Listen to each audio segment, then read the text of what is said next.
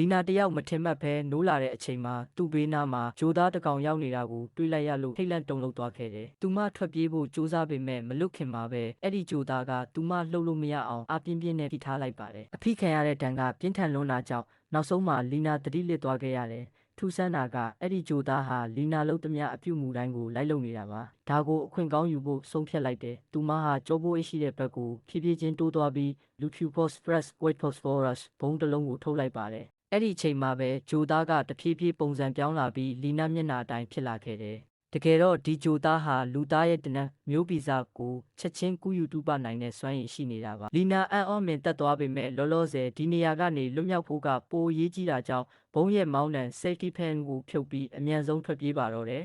။ရလက်အနေနဲ့ကတော့အဲ့ဒီတတဝါကြီးဟာဘုံပေါက်ကွဲပြီးချက်ချင်းမီးလောင်ကျွမ်းသွားခဲ့တယ်လို့လီနာလည်းမီးပြလိုက်ထဲကနေဘေးကင်းကင်းနဲ့ထွက်ပြေးလွတ်မြောက်သွားနိုင်ခဲ့ပါတယ်။